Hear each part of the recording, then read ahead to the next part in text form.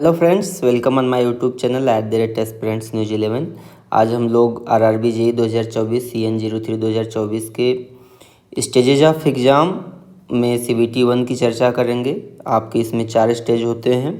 Syllabus की चर्चा करेंगे, बुक्स एंड स्टडी मटेरियल की चर्चा करेंगे, previous year question and test series and practice की चर्चा करेंगे।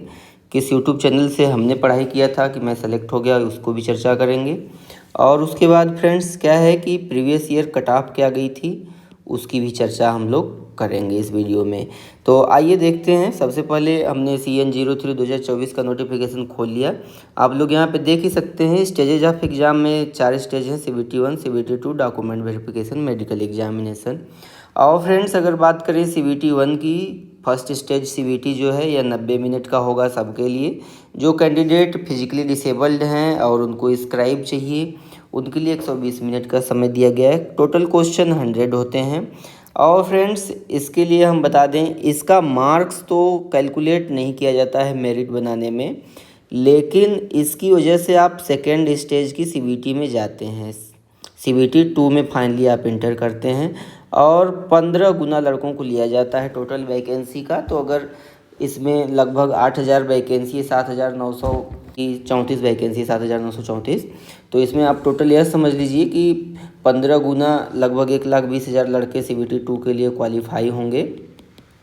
तो अब फ्रेंड्स क्या है कि इसके सिलेबस की हम चर्चा करेंगे सबसे पहले, और उसी के साथ हम यह भी बताएंगे कौन सा स्टडी मटेरियल पढ़ना चाहिए।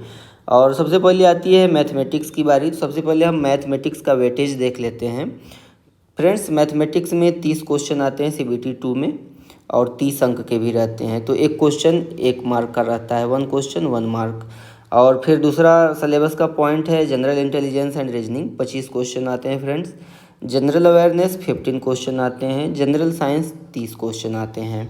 अब फ्रेंड्स इसमें क्या है कि जनरली इंजीनियरिंग के कैंडिडेट्स आते हैं, तो उनको मैथमेटिक्स में ज़्यादा प्रॉब्लम तो होती नहीं है, फिर भी लगभग 30 क्वेश्चन में से लगभग 10 क्वेश्चन ऐसे आ ही जाते हैं जिनके लिए हर कैंडिडेट को प्रैक्टिस करना पड़ता है। उसे सिर्फ़ और सिर्फ ऐसे सॉल्व नहीं किया जा सकता, या उतने कम समय में सॉल्व नहीं किया जा सकता। तो फ्रेंड्स इसके लिए हम बताएंगे क्या करना है कि आप कैसे इसको सही कर पाएंगे। फिर जनरल इंटेलिजेंस एंड रीजनिंग के 25 क्वेश्चन हैं। यह भी क्वेश्चन ईजी रहता है, बहुत टफ लेवल नहीं रहता है SSC CGL के काइंड का। फिर जनरल अवेयरनेस, इसमें आपका करंट अफेयर भी रहता है, और हिस्ट्री, ज्योग्राफी और फिर चीज़ें रहती हैं। और जनरल साइंस के फ्रेंड्स 30 क्वेश्चन रहते हैं, जिसमें आप यह समझ लीजिए कि 10 से 12 क्वेश्चन आपके रहते हैं फिजिक्स के, और फिर वहीं 6 से 8 क्वेश्चन रहते हैं आपके केमिस्ट्री के, और फिर यहीं लगभग 10 से 12 क्वेश्चन आपके बायोलॉजी या लाइफ साइंस के रहते हैं। तो यह बड़ा इम्पोर्टेंट हो जाता है जनरल साइंस का भी 30 अंक। फ्रेंड्स तो यह बारी आ गई सिलेबस के 4 मुख्य बिंदुओं की, क्या क्या सब्जेक्ट्स है। अब बात करते हैं हम मैथमेटिक्स में क्या क्या है और उसके लिए हम क्या बुक पढ़ें। तो फ्रेंड्स अगर हम बात करें तो हमने इसके लिए क्या है, ESD यादव की मैथ फॉलो करी थी। और जनरली हमने क्या किया था कि सिलेबस को प्रिंट किया था, और इसमें जो जो पॉइंट दिया है, जैसे नंबर सिस्टम, संख्या पद्धति, बोर्ड मास दिया है, दशमलव दिया है, भिन्न दिया है, लसा मसा दिया है, और अनुपात समानुपात दिया है, प्रतिशत दिया है, मेंसुरेशन दिया है, समय कार्य दिया है, समय दूरी दिया है। तो इसको क्या है, हमने चैप्टर वाइज खोल के पढ़ लिया था SD यादव की बुक से। यह बुक थोड़ी मोटी है, लेकिन अगर आप लोग चैप्टर वाइज जाएंगे और स्मार्ट तरीके से थोड़ी प्रैक्टिस करेंगे तो ज़्यादा हार्ड नहीं है, आप लोग इसको कर सकते हैं। और लाभ हानि दिया है, बीजगणित, ज्योमेट्री। और क्या है, इंजीनियरिंग के कैंडिडेट्स की मैथ में ज़्यादा प्रॉब्लम होती नहीं है। 30 क्वेश्चन में से 20 क्वेश्चन तो ऑलरेडी ऐसे ही सॉल्व कर लेते हैं। 10 क्वेश्चन दोस्त क्या होते हैं कि ज़रूरी होते हैं मेरिट के लिए, तो आपको मैथमेटिक्स प्रैक्टिस करनी है। आप चाहें तो चैप्टर वाइज, जैसे इसमें पॉइंट वाइज दिया है, आप किसी यूट्यूब चैनल को भी रेफ़र कर सकते हैं। और फ्रेंड्स जब भी आप किसी सब्जेक्ट को पढ़ें, सबसे आपको क्या करना है कि प्रीवियस ईयर क्वेश्चन पेपर हल करना है। प्रीवियस ईयर क्वेश्चन पेपर हल करेंगे तो आपको मालूम लग जाएगा कि किस लेवल का क्वेश्चन आ रहा है। तब आप क्या है कि SD यादव की बुक से उस टाइप के क्वेश्चन की प्रैक्टिस कर लेंगे, ताकि 90 मिनट में आपको 100 क्वेश्चन करने में प्रॉब्लम नहीं हो। फिर आती है बारी जनरल इंटेलिजेंस की। जनरल इंटेलिजेंस एंड रीजनिंग के लिए क्या है फ्रेंड्स, सबसे पहले आप प्रीवियस ईयर क्वेश्चन पेपर चालू करें।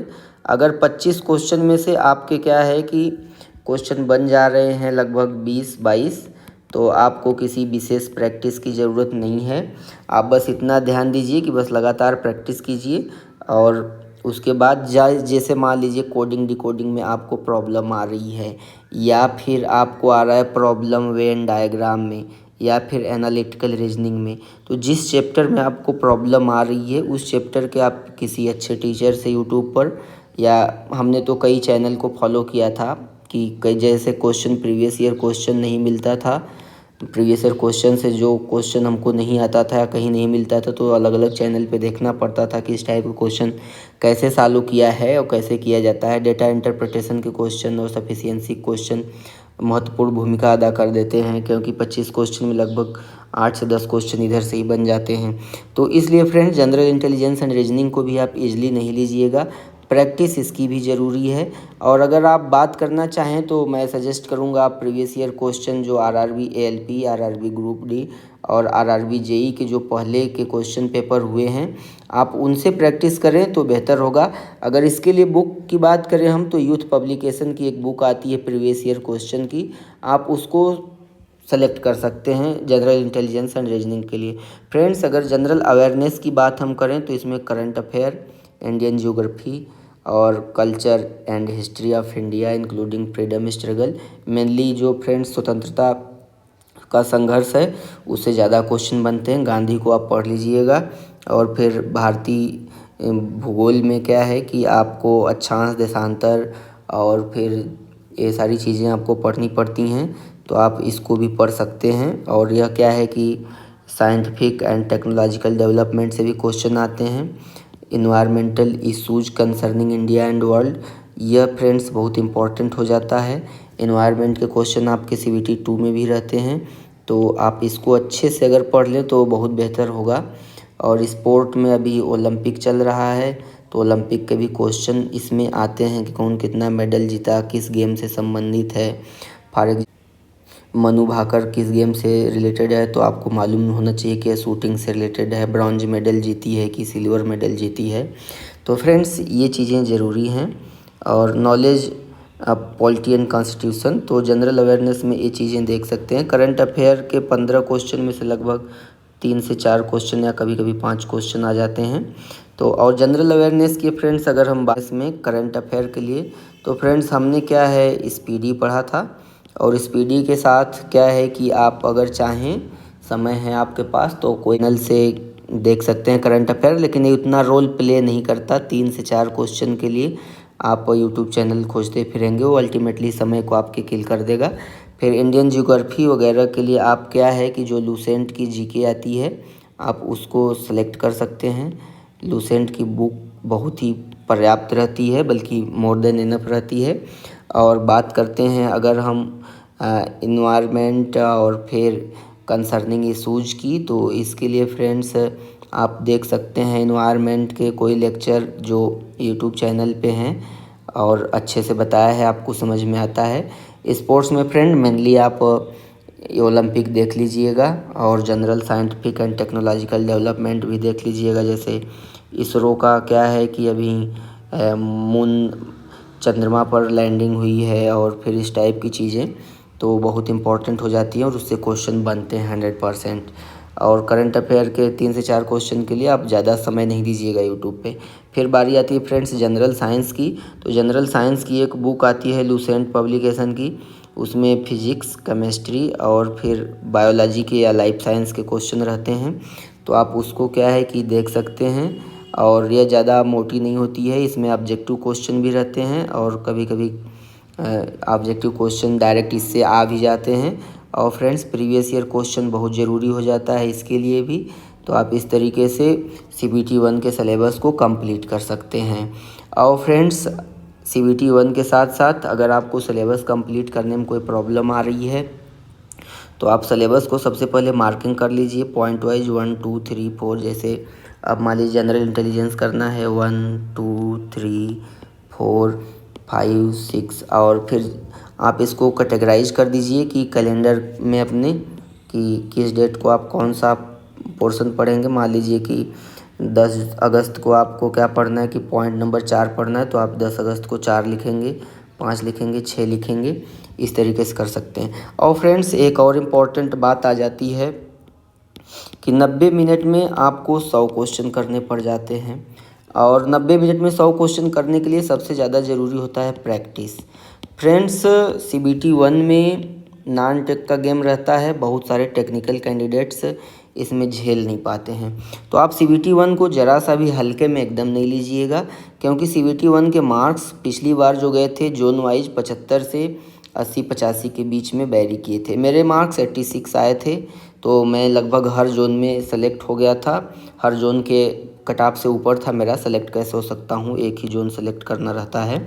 और फ्रेंड्स फिर भी मैं RRB प्रयागराज से एक पोस्ट के लिए CBT 1 में ही फेल हो गया था।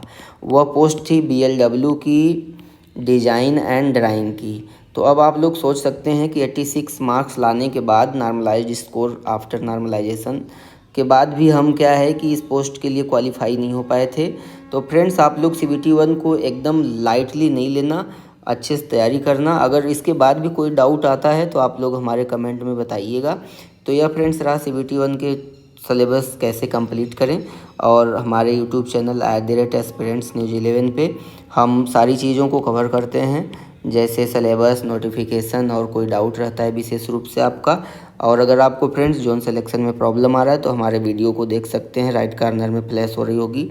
और हमारे चैनल को सब्सक्राइब कीजिए, वीडियोज़ को लाइक कीजिए। वीडियो देखने के लिए आपका धन्यवाद, थैंक्स।